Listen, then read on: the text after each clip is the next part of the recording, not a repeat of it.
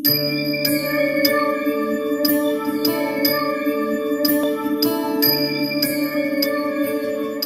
கொண்ட அம்மன் ஆன்மீக நேயர்களே வணக்கம். நான் உங்கள் அறிமுக ஜோதிடர் வெங்கடேஸ்வரன். நம்ம இப்ப எதை பத்தி பார்க்க போறோம்னா பிப்ரவரி மாத ராசி பலனை பத்தி பார்க்க போறோம். இந்த பிப்ரவரி மாசத்துல மட்டுமே 4 கிரகங்கள் தன்மை மாறுதுன்னா பெயர்ச்சி ஆகுது, வக்ர நிவர்த்தி ஆகுது. யாருன்னா சூரியன் மகரத்துல இருந்து கும்பத்துக்கு பயிற்சி ஆகிறார். அதே மாதிரி புதன் மகரத்துல இருந்து கும்பத்துக்கு பயிற்சி ஆகிறார். செவ்வாய் வக்ர நிவர்த்தி ஆகிறார்.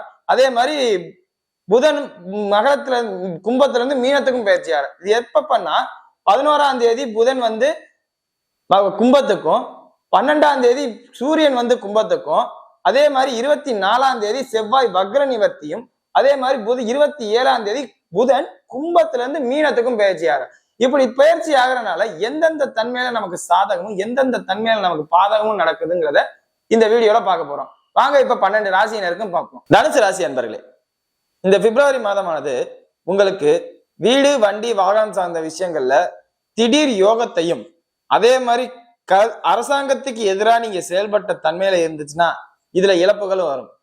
அது என்ன இழப்புகள் எனக்கு புரியலையா? அரசாங்கத்துக்கு எதிராக இப்ப பைக் நீங்க கரெக்டா லைசன்ஸோட நீங்க இல்லாம இருந்தீங்களா, லைசன்ஸ் அது இதெல்லாம் கரெக்டா வச்சிடலாம, இல்ல இன்சூரன்ஸ் கரெக்டா கிளைம் பண்ணாம வச்சிருந்தீங்கன்னா என்ன நடக்கும்னா கவர்மெண்ட் ஆபீசர்ஸ் பிடிப்பாங்க. இது வண்டிக்கு மட்டும். வீட்டுக்கு நீங்க லோன் போட்டு வீடு கட்டியிருக்கீங்க, லோன் கட்ட தவறுனால் அது ஒரு சிரமத்திற்கு உண்டாகும்.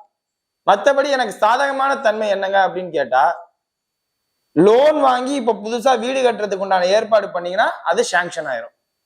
அதே மாதிரி ஏற்கனவே இருந்த கடனை கட்டுறதுக்கு உண்டான சூழ்நிலையும் இப்ப அமையும். ஏன்? 6ஆம் அதிபதி 4ஆம் இடத்தில் உச்சம். 4ஆம் இடத்துல உச்சம்னா என்ன? வண்டி, வீடு, வாகனம் இது எல்லாத்துலயுமே என்னால கரெக்டா பேலன்ஸ் பண்ண முடியும். அது யாரு? 6ஆம் அதிபதி 4இல். அப்படிங்கும் போது ஏற்கனவே பிரச்சனைக்கு உட்பட்ட விஷயத்துல நீங்க இருப்பீங்க, அதை இப்ப என்னால் சமாளிக்க முடியும். அது இப்ப யார் சேர்றா? ராகு சேர்றா. நீங்க கரெக்டா போக வேண்டியது உங்க கடமை. அதே மாதிரி உங்க ராசியாதிபதி குருவும் 4ஆம் இடத்துல சுக்கிரனும் இருக்கிறது பரிவர்த்தனை யோகத்தை கொண்டு வரும். 4ஆம் அதிபதியும் 6ஆம் அதிபதியும் பரிவர்த்தனை. இப்படி ஒரு தன்மை. ஜனனகால ஜாதகம் மட்டும் உண்மையிலே உங்களுக்கு நல்லா இருந்துச்சுன்னா, கை கொடுத்து தூக்கி விட்டுச்சுன்னா, நீங்க இந்த அகலக்கால் வைப்பாங்கன்னு சொல்லுவாங்கல்ல, அந்த மாதிரி தன்மையில நீங்க இறங்குவீங்க. யோசிக்காம இறங்கி பல இடங்களையோ, இல்ல புதுசா ஒரு வாகனத்தையோ, இல்ல ஒரு வீடு கட்டுற செயல்பாடோ ஏதோ ஒண்ணு, அகலக்கால் தான் அது. அதுல எந்த மாற்றமும் இல்லை. அகலக்கால் வைப்பீங்க நீங்க இந்த நேரத்துல. இந்த பிப்ரவரி மாசத்துல ஃபுல்லா அகலக்கால் வைப்பீங்க. உங்களால எது முடியும் அதை மட்டும் யோசிக்கணும். அவசரப்பட்டு அகலக்கால் வைக்கும் போதுல சுக்கிரன் ரிஷபத்துக்கு போற வரை எந்த பிரச்சனையும் இருக்காரு. ரிஷபத்தை தாண்டி மிதுனத்துக்குள்ள போக ஆரம்பிக்கும் போதுல அந்த காலத்துல பாதிக்கும். என்ன சொல்றேன்னு நல்லா புரிஞ்சுக்கோங்க.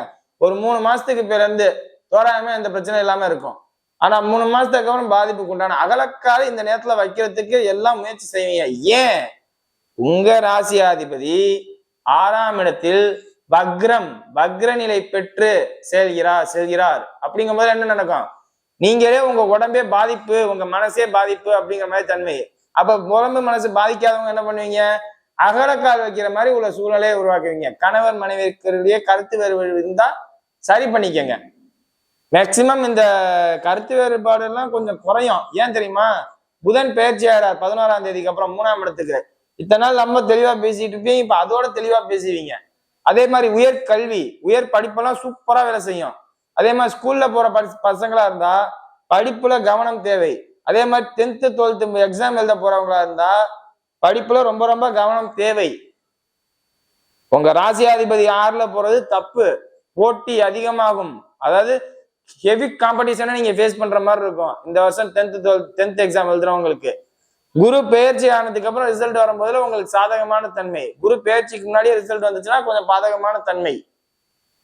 அதுவும் வக்ரத்துல வேற இருக்கார். எக்ஸாம் எழுதுற நேரம் வக்ரத்துல இருந்தீங்கன்னா படிச்சது மறந்து போச்சு அப்படின்னு சொல்ற தன்மை. 5ஆம் அதிபதி செவ்வாய் உங்களுக்கு 7ஆம் இடத்துல இருந்து பாக்குறது மட்டும்தான் பிளஸ். அவரும் வக்ரத்துல இருக்கார். வக்ர நிவர்த்தி 24ஆம் தேதிக்கு மேலதான் ஆகுது. அப்படிங்கும் போது அந்த 24ஆம் தேதி வரையும் படிக்கிற விஷயங்கள்ல ரொம்ப கவனமாகவும் பாதுகாப்பாகவும் பார்த்துக்க வேண்டியது உங்க கடமை.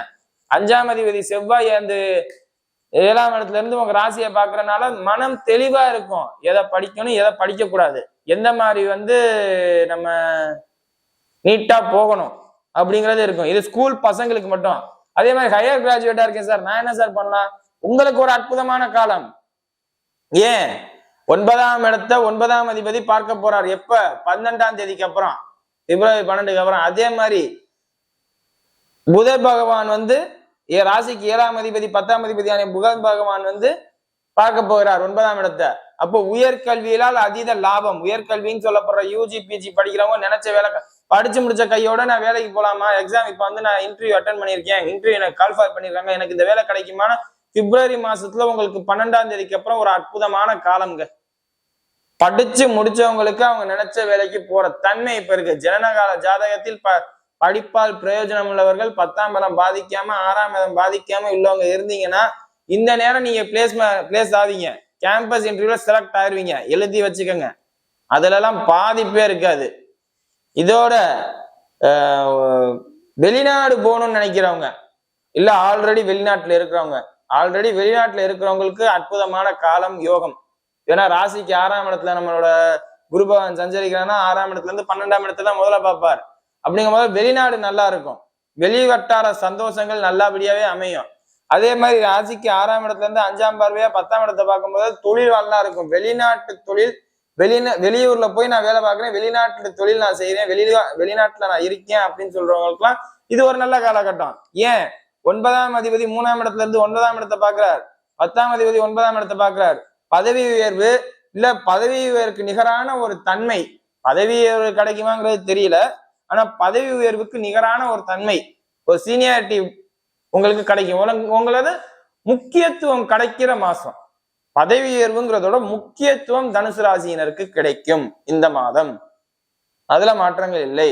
அதுக்கு 11ஆம் அதிபதி சுக்கிர பகவான் ராகுவோட சேர்றதுனால ஒரு மறைமுக சப்போர்ட் கிடைக்கும். யாருன்னே உங்களுக்கு தெரியாது, ஆனா மறைமுகமா அவங்க உங்களுக்கு உதவி பண்ணுவாங்க. இதுலலாம் எந்த பாதிப்புமே இல்லை. 7ஆம் இடத்துக்கு செவ்வாய் வர்றதுனால கணவரிடையும் மனைவியுடையும் வாக்குவாதம் வேண்டாம், சண்டையிட வேண்டாம். செவ்வாய்னா யாரு? சண்டை போடுறவரு. அவர் யாரு உங்களுக்கு?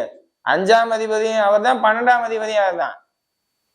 ஒண்ணு பிள்ளைகளை பிரிஞ்சு இருக்கிற தன்மை ஏற்படும், இல்லையா கணவரை பிரிஞ்சு இருக்கிற தன்மை ஏற்படும். இது எந்த மாதிரிங்கிறது ஜனனகால ஜாதக பொறுத்தவரை. ஏன்னா 12ஆம் அதிபதி பிரிவினையை கொடுக்கிறவர். அவரு போய் 7ல உட்காரும் போது ஒண்ணு கணவரை விட்டு பிரியணும், இல்லையா பிள்ளைகளை விட்டு பிரியணும். அப்ப இந்த நேரத்துல உங்களுக்கு டிரான்ஸ்பர் மாதிரி உள்ள அமைப்பு வரலாம். இல்ல தற்காலிகமா நீங்க டெம்பரவரியா அந்த இடத்துல போய் இருந்து இந்த வேலையை பாருங்க. கவர்மெண்ட் ஆபீசஸா இருந்தா தற்காலிகமா இந்த இடத்துல போய் உங்களுக்கு வேலை இருக்கு, நீங்க போகணும் அப்படிம்பாங்க. இல்லாட்டி வேற என்ன நடக்கும்? கவர்மெண்ட் ஆபீசர்ஸ் இல்ல, நான் வந்து ஒரு சாதாரண ஐடி எம்ப்ளாயி, இல்ல நான் வந்து ஒரு சாதாரண கூலியா ஏற்கனவே வேலை பார்த்துக்கிட்டு இருந்த இடத்துல இருந்து இன்னொரு இடத்துக்கு போய் அந்த வேலையை பார்த்து தர மாதிரி அமையும். ஷிஃப்டிங் கூட இல்ல, அது டெம்பரவரியா ஷிஃப்டிங், ஒரு தற்காலிகமாக. இல்லாட்டி ஒர்க் ஃப்ரம் ஹோம் மாதிரி. இத்தனை நாள் நீங்க ஆபீஸ்லயே இருந்து ஒர்க் பண்ணிட்டு இருப்பீங்க, டெம்பரவரியா ஒர்க் ஃப்ரம் ஹோம் மாதிரி ஏற்படும். எல்லாமே டெம்பரவரியா, ஒரு ஃபுல் ஷிஃப்டிங்க்கு நடக்காது. ஒரு டெம்பரவரியா கொஞ்ச நாளைக்கு அங்க இருக்கிற மாதிரி ஒரு சூழ்நிலை அமையும். வேற இடத்துல இருந்து வேலை பார்க்குற மாதிரி, இல்ல அதாவது ஏற்கனவே இருந்த நண்பர்கள், அதாவது புது நண்பர்கள் அறிமுகம் கிடைக்கும் அப்படிங்கிற மாதிரி சொல்லலாம். புது நண்பர்கள் அறிமுகம் கிடைக்கும், புது பழக்க வழக்கங்கள் ஏற்படும். அந்த பழக்க வழக்கத்தால் நல்லதும் நடக்கும், வெளிநாட்டு யோகம் கிடைக்கும். சமயத்துல அவங்களால பாதிப்பும் ஏற்படும்.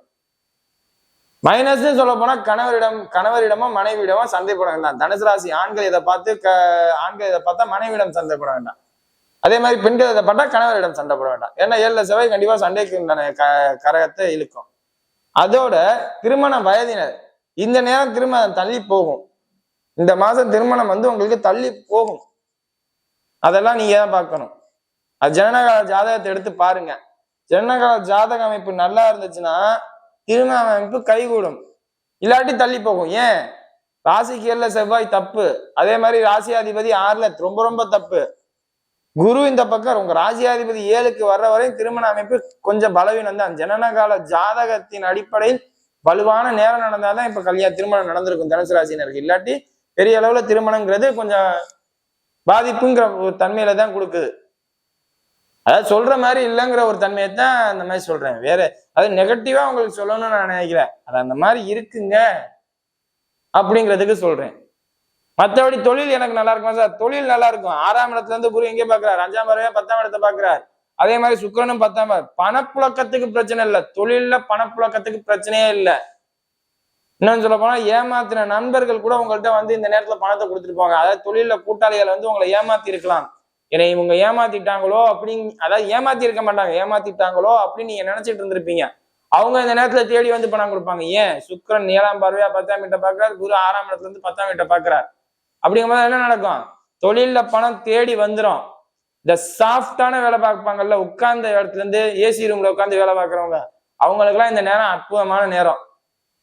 உட்கார்ந்த இடத்துல இருந்து ஏசி ரூம்ல வேலைன்னா யார் யாரு?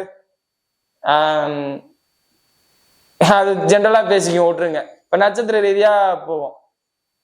மூல நட்சத்திரக்காரர்கள், இந்த மூல நட்சத்திரக்காரர்கள் அரசாங்க வேலையில இருந்தீங்கன்னா பெரிய பெரிய பதவியில இருந்தீங்கன்னா பதவி உயர்வு கிடைக்கும். பெரிய பதவியில இருக்கிறவங்களுக்கு தான் பதவி உயர்வும், சாதாரணமா இருக்கிறவங்களுக்கு பதவி உயர்வு இருக்காது. அந்த அந்த பதவி உயர்வு ஈக்குவலான ஒரு தன்மை நிகழும். இவருக்கு வந்து பதவி உயர்வு கொடுக்கலாம் அப்படிங்கிற ஒரு தன்மை நிகழும் மூல நட்சத்திரக்காரருக்கு. அதே மாதிரி தொழிலதிபர்கள்லாம் தேடி போன பணம் கைக்கு வரும். நமக்கு கொடுப்பாங்களா அப்படின்னு நினைச்சுக்கிட்டு இந்த பணம்லாம் இந்த நேரத்துல கை வரும். அதே மாதிரி தொழிலதிபர்கள் எதுவும் லேண்ட் ரிலேட்டடா இன்வெஸ்ட் பண்ணும்போது கவனமா இன்வெஸ்ட் பண்ணுங்க. தொழிலதிபர்கள் இன்வெஸ்ட்மெண்ட் நான் இப்ப பண்ணலாம்னு நினைக்கிறேன், லேண்ட் வாங்கலாமா அப்படின்னு நினைச்சீங்கன்னா கொஞ்சம் கவனமா இன்வெஸ்ட் பண்ணுங்க. அதே மாதிரி வீடு கட்டுற மாதிரி உள்ள சூழ்நிலை இருக்கா, கொஞ்சம் கவனமா கையாளுங்க. எதா இருந்தாலும் கவனம். ஏன் தெரியுமா? 4ல சுக்கிரன் உச்சமா இருந்தாலும் 4ஆம் அதிபதி போய் 6ல உட்கார்ந்துருக்கனால எல்லா வாய்ப்புகளும் தேடி வரும். ஆனால் அதில் ஒரு சிக்கல் உண்டு, அதை மறக்க வேண்டாம். அதை கவனமா நீங்க பாத்துக்கோங்க. பூராட நட்சத்திரக்காரர்கள், நான் சொன்னேன்ல சண்டை போடுவாங்க, கணவன் மனைவியிலே சண்டை நடக்கும், பிரச்சனை வரும். அது நீங்க தான். மனைவி கிட்ட சண்டை, மனைவி சண்டை போடுறாங்களா, அவங்களுக்கு ஏதோ டென்ஷன் ப்ரெஷர் ஏறுது அப்படின்னு நினைச்சிட்டு போங்க. இல்ல கணவன் உங்கள்கிட்ட சண்டை, அவங்களுக்கு ஏதோ ப்ரெஷர் டென்ஷன் ஏறுது அதனால அப்படி பண்றாங்க அப்படின்னு நினைச்சிட்டு ஃப்ரீயா விட்டுருங்க. அவங்களுக்கு ப்ரெஷர் இந்த நேரத்துல அதிகமா வரும். அதாவது தனுசு ராசியினோட கப்புலான ஆணோ பெண்ணோ அவங்களுக்கு வந்து இந்த நேரத்துல ப்ரெஷர் அதிகமாகும். அவங்களால உங்களுக்கு ப்ரெஷர் அதிகமாகும். ரொம்ப ப்ரெஷர் பண்ணிக்க வேண்டாம், டென்ஷன் பண்ணிக்க வேண்டாம். அதே மாதிரி தொழில் ஸ்தானத்துல கொஞ்சம் ப்ரெஷர் இருக்கும், அதெல்லாம் ஃப்ரீ பண்ணிருங்க. வேலை பார்க்குற இடத்துல யாராவது டென்ஷன் பண்றாங்களா, சரி சரி அப்படின்னு மண்டையாட்டிட்டு கண்ணை மூடிட்டு சரி சரின்னு மண்டையாட்டிட்டு போயிருங்க. அதை ஒரு நான் வந்து ஒரு வீரன் சூரன் அப்படின்னு காமிக்க போய் அது வந்து உங்களோட இமேஜை ஸ்பாயில் பண்ணும். அதெல்லாம் வேண்டாம். ப்ரெஷர் பண்றாங்களா, ஃப்ரீயா விட்டுருங்க, அவ்வளவுதான். அடுத்தது உத்திராட நட்சத்திரக்காரர்கள். உத்திராட நட்சத்திரக்காரர்களுக்கு தான் நான் அந்த கல்வி ரீதியா சொன்னேன் பாத்தீங்களா. இந்த நேரத்துல உயர்கல்வி படிக்கிறவங்களுக்கு அந்த படிச்ச படிப்புக்கு உண்டான வேலை டக்குன்னு அமையும். இது பூரா நீங்க தான். ஏன்னா உங்க நட்சத்திராதிபதி தான் போய் எங்கே இருக்காரு, 3ஆம் இடத்துல இருந்து 9ஆம் வீட்டை பாக்குற. அப்ப படிப்புல தூள் கலப்புவீங்க. ஹையர் கிராஜுவேட்ஸா இருக்கும் பட்சத்தில் தூள் கலப்புவீங்க. அதே மாதிரி படிச்ச படிப்புக்கு உண்டான வேலை டக்குன்னு பிடிப்பீங்க. எல்லாமே உங்களுக்கு சாதகமா இருக்கு. கேம்பஸ் இன்டர்வியூல செலக்ட் ஆகிற தன்மையே இருக்கு. அதனால டக்குன்னு எதுவும் அரியர்ஸ் இருந்துச்சுன்னா அதெல்லாம் கிளியர் பண்ணிட்டு உடனே வேலைக்கு போறதுக்கு உண்டான வேலையை பாருங்க. அதே மாதிரி நான் ஆல்ரெடி டிஸ்டிங்ஷன்ல இருக்கேன், எனக்கு வேலை கிடைக்குமா அப்படின்னு கேட்டா உங்களுக்கு கிடைக்கும், அதுல எந்த பாதிப்பும் இல்லை. அதே மாதிரி உத்திராட நட்சத்திரக்காரர்கள் குழந்தை பாக்கியத்துக்காண்டி காத்திருந்தீங்கன்னா இந்த நேரத்துல குழந்தை பாக்கியமும் உண்டு, அதுல எல்லாம் பாதிப்பு இல்லை. செவ்வாய் வக்ர நிவர்த்தி 24ஆம் தேதிக்கு அப்புறம் ஆகிறாரு. அப்படிங்கும் போல உங்களுக்கு அருமையான நேரம் இது கிடைக்கும். முயற்சி செய்யுங்க, எந்த பிரச்சனையும் இல்லை. வீடியோ இப்பதான் ஃபர்ஸ்ட் டைம் பாக்குறதா இருந்தா லைக் பண்ணுங்க, ஷேர் பண்ணுங்க, கமெண்ட் பண்ணுங்க. மறக்காம நம்ம சேனலை சப்ஸ்கிரைப் பண்ணுங்க. வேற எதுவும் ஜோதிட ஆலோசனை வேணுமானா கீழே உள்ள நம்பருக்கு கால் பண்ணுங்க. நன்றி.